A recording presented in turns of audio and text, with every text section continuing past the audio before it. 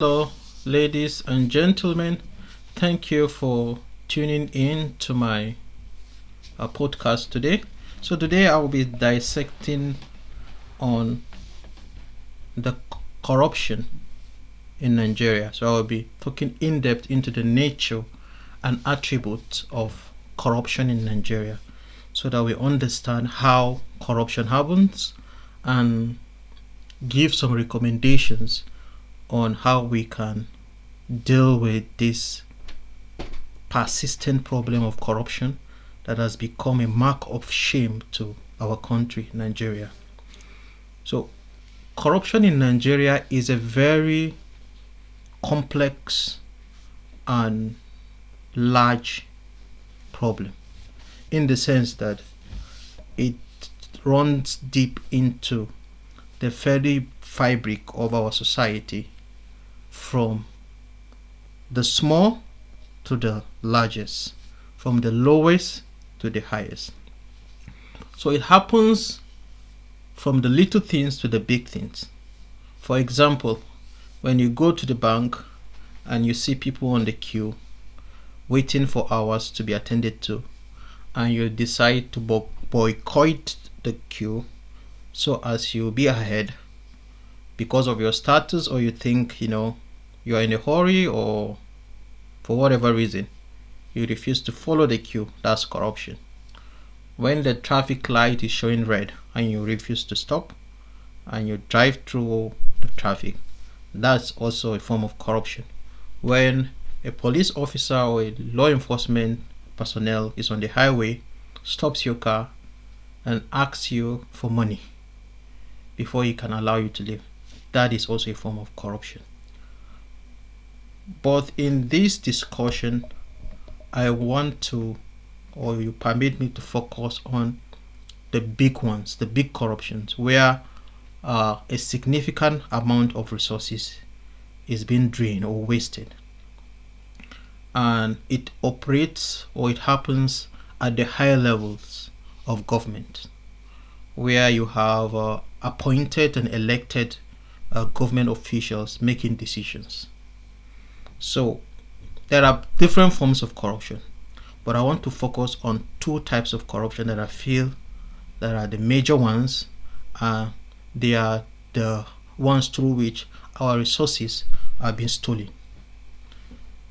And then in the end, I will see if I can profile some ways we can deal with that. So the first one I want to talk about is inflation of expenditure. Every procurement process is guided by laws and regulations. So there are laws that guide the process of procurement. But one thing with laws is that they have their weaknesses, right?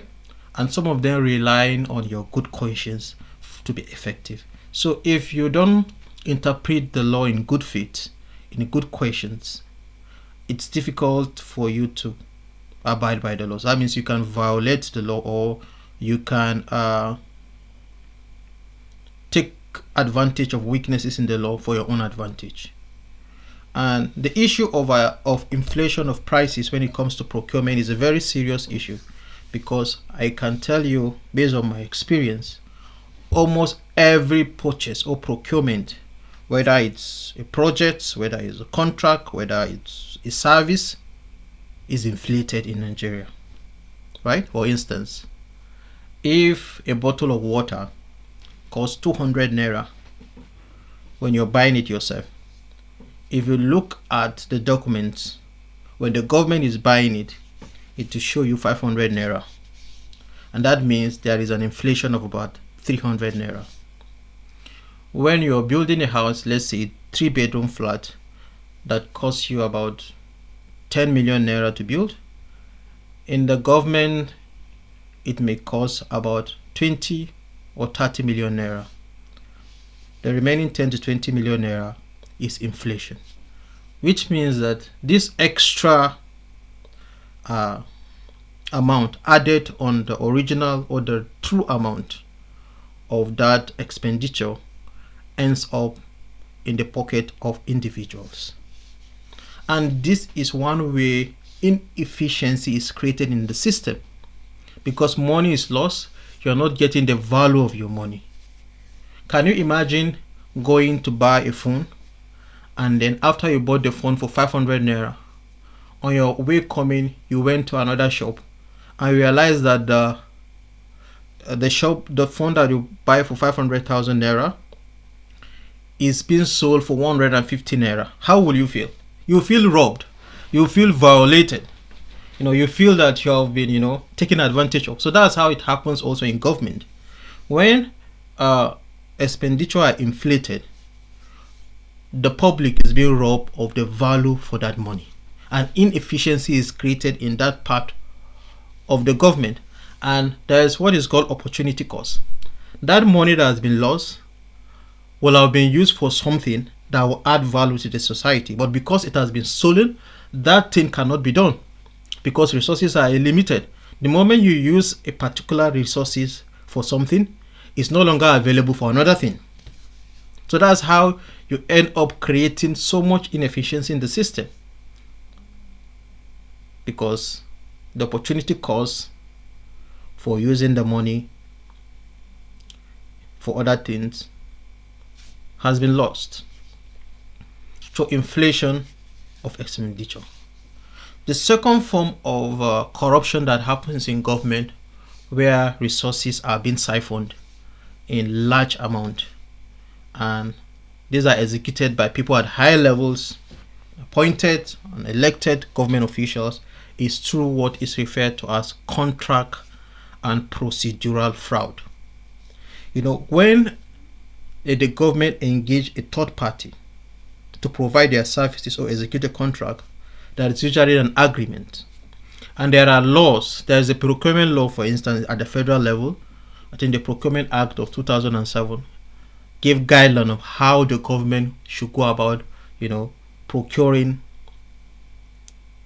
whether it's a contract, project, services, programs, how it should be done. So there are regulations guiding this. There are laws guiding these things.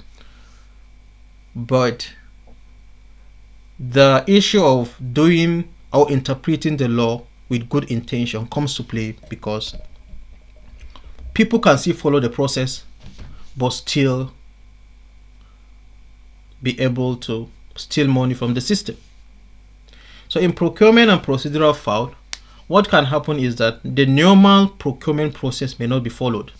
So if the government said that there should be open bidding for so amount of contract, someone can just decide to award the contract to a friend or to even a company registered in his name, right? And in addition to the earlier issue I discussed of overinflation of expenditure, now you have a contract and procedural fraud in addition to that, because there is a conflict of interest here. The moment you have personal interest in any contract, there is a problem. There is a conflict of interest, and that means you won't be able to judge objectively who is in the best position to execute that contract. If there are consultants that are being engaged and you have personal interest on which consultant should be engaged, there is a conflict of interest. So in contract and procedural fraud, it can be whether contract for projects, engagement of consultant, or government programs like Empower, like school feeding program, awarding your families the projects and the contracts. These are all forms of contract and procedural fraud, in addition to the inflation of those contracts. So this creates massive inefficiencies in the system, and resources are being wasted. Resources that's supposed to be used, to improve the quality and the standard of living of the people is being wasted. So what happens in this contract is, when they are awarded to these people that are not often the most qualified, or they are connected to the people in power, they are not often executed the way they should. And there are several things that can happen after this contract is awarded. Number one, in addition to the inflation of the price, there can be substandard implementation. That means whether it's the building or the road construction or the consultancy service is not provided in the right quantity or quality. You go to schools, the quality of doors and windows that are used on the buildings, the floors, the ceiling is of low quality. That does not abide by the bill of quantities description in the bill of quantity. So they go for the cheaper material so as to make extra profit in addition to the inflation. So the contract is executed but is of lower quality. The next thing that can happen is that there can be incomplete execution of contracts. So let's say they were paid 50% of the money, but they were only able to execute 25% of the job. Or they were paid the full amount, but they were only able to execute 50% of the job, and the remaining part is incomplete. But they have collected the whole money. You can see the form of fraud that happens and inefficiency in the system. So the rest of the money ends up in people's pocket, being stolen. Another thing that can happen also, which is in the worst case scenario, is non-execution of the program, of the contract. That means the contractor has been engaged or the consultant has been engaged on paper, and it's written on paper that the contract has been executed. But when you go to the site, you discover that nothing has been done. So the money was simply stolen. So these are the several ways where inefficiencies can be created in the system, right? So how do we deal with these inefficiencies? It's a very important question. We have the laws, but laws are not perfect. So there may be need to look at this law critically and see how we can strengthen them and make them better. We also need to put regulations in place to guide the process of procurement, right? And when there are laws, there should not only be incentive, but there should also be punishment for people that violate the law. So we need to look at how can we strengthen the punishment that we give to contractors or politicians that have interest in companies collecting contracts from the government. How can we, create a check and a balance, or we create a bottleneck to make it hard for these individuals to execute such practice. And one way is through open bidding. There are different ways of bidding. Open bidding and also transparency in the process of the award of the contracts, right? And digitalization can help you solve this problem, because there is no need for you to see the contractor with digital technology. And when they submit their bid, there is a way you can make it anonymous so that there can be like double blind review of their submissions, and whoever is best to execute it is awarded, right? So there should also be objectivity in the process, whereby one person shouldn't be the one deciding who gets the contract, right? There should be systems in place that checks certain requirements. Until all the boxes have been ticked, a contract cannot be awarded. And these boxes include ensuring that the background check to see that none of the people awarding or making the decision to award the contract have conflict of interest in the process.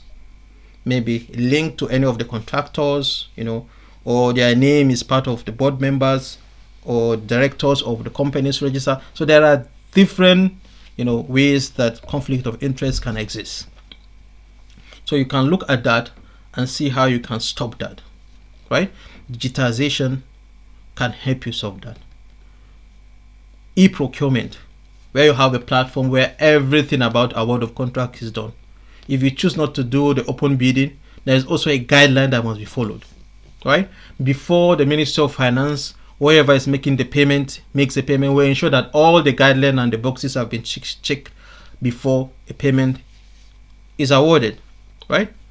It's not a perfect solution, but it will go a long way in cutting this system of contract and procedural fraud, because you look at the capacity of the person you're awarding the contract.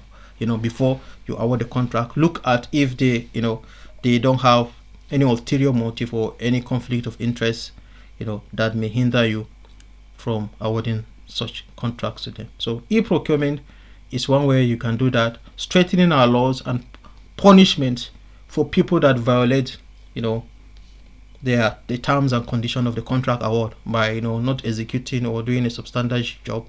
including jailing them and fining them, right? If somebody, fail in delivering the terms of the contract and he goes scot-free, what is the punishment? What is the deterrent for the next person not to do that? So we have to look at these things. If not, we keep losing money, creating inefficiencies in the system that keep us poor on the ground. So there's an opportunity cost, and the moment you spend the money, there is no money available to use for something else except if you have to source it, right?